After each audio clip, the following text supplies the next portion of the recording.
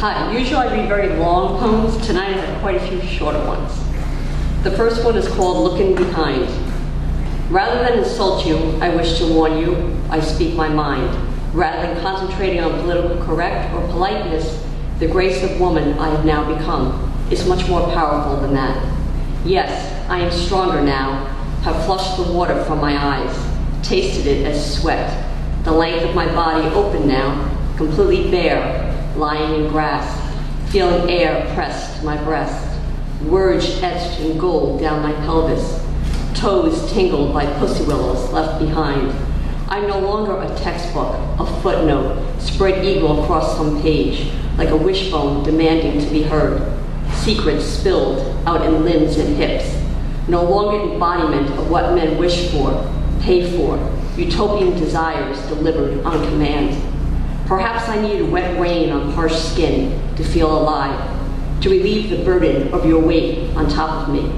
Survivor, tell me, what is the interpretation of that rendering of language exactly? That one has surfaced for air, or that she has finally found enough of her own to be able to breathe, splitting herself into intellectual peculiarities somewhere between both her breasts?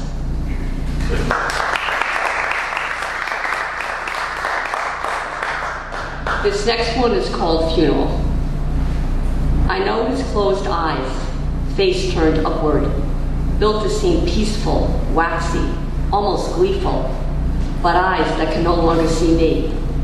I think I remember most the quiet moment my hand touched his withered one, the perfumed flowery seed of his corpse, his body artificially preserved as I knelt by it. Flowers flooded everywhere, like he had managed to die in a Garden of Eden, laughing at all the jesters standing in front of him.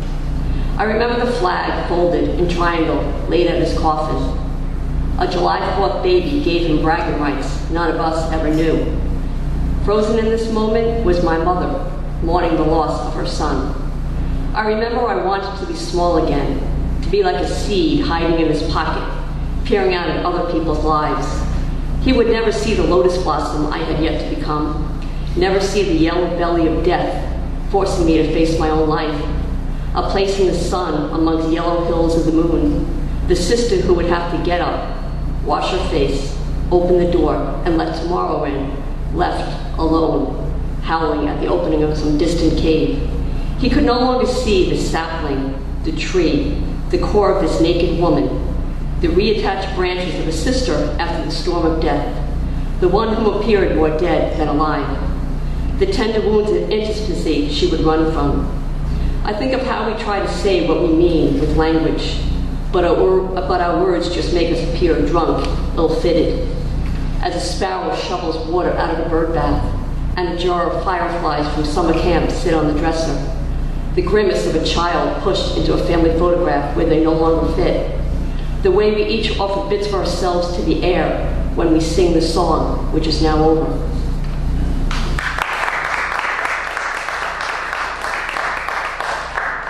The next one is called Daughter. I'm an artist and a poet and have been my whole life. My daughter graduated Columbia University with her master's in biotechnology and is at UPenn for her PhD in the same. So she doesn't understand me and I never understood her. This is called Daughter. Sometimes I think there is not enough time to tell my daughter exactly what I want to tell her, so that I may live through her memory. She will recreate me as she chooses. When she recalls something I do not remember, I am speechless. Am I forgiving or naive to want to stay in this incomplete stillness? The distance between us grows smaller or wider. I am not sure anymore. I can no longer define this space of needing to be needed. I hear the silence between our words, the rain which stills the leaves and sweeps the grass. There's a lot about us not to like. Always thought that she'd come back to tell me of things she had lost and found.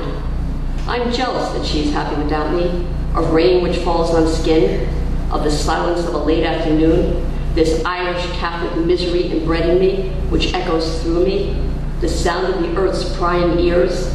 Scientists won't rest until they lift us breathless from the water like dead trees, just to remake another imperfect version of who we each really are.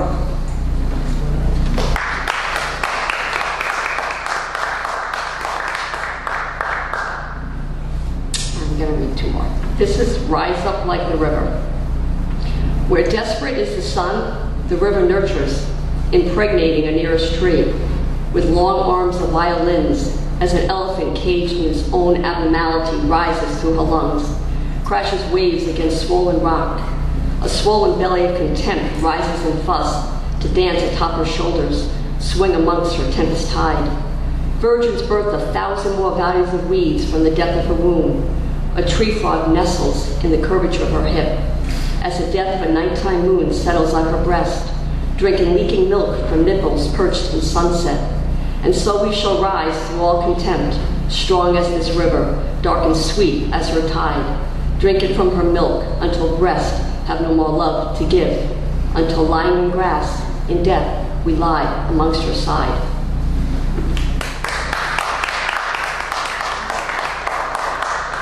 This one is called Touch. Pansies are more beautiful when blown apart in open air. You are more beautiful when your mouth is undressed, with lips fallen to the ground, sparrows flying off of your tongue, pink mouth stuffed with black lace bulging with pearls. There was a time you cried over brooks run dry, steepled season of man in seed and seed in man, a serpent's fiddle played by candlelight for the moth to come to, where wind pried open pores, ripping windpipe from the tree's body, where intervals of soft rain had silence believing in words, striking leaves on black soil. Your eyes shine like moon on a basket of pears, the blood of river rising inside of you, as a cluster of caterpillars sing song, beckoning unbuttoned bones against roots of nettles and feathers of hemlock. We were never cured of this temper of clouds, you and I, halfway winds calling unheeded wounds, broken halves which climb ladder to the sun. Look at you in moonlight as wind sweeps across your skin. I'm afraid of who you are, who I have become.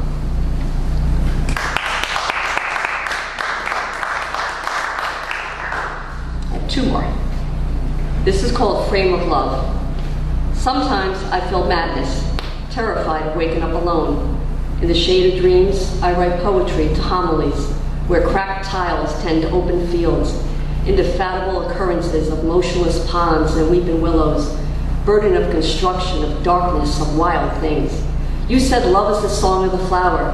I said I will name each flower you are to me, sing to you songs of birds feeding in the night, to a suitcase of skins you fold around me, the long flowing dress I am in, the earth curved over you like petals in wet rain, where everything you are is inside of me, and you try to leave, go down with the sun, like a raft going down a river into the moon, leaving people you know, leaving me, to be with people who understand the ending of something, that death is final, that death is dying, the arced ceiling of space you float.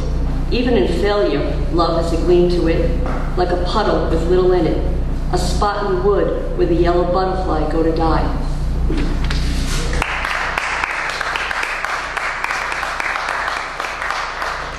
Last one's called Morning Trestle. Morning Trellis.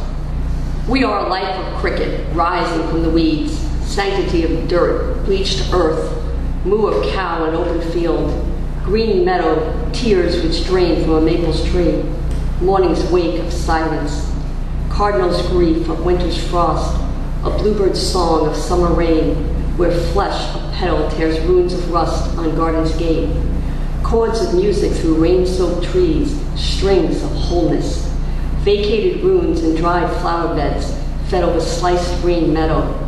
We are gardens thrust of lyric embracing earth as poem, folded fists of dirt lying in coffin, a new-formed language of choreography of spent trees.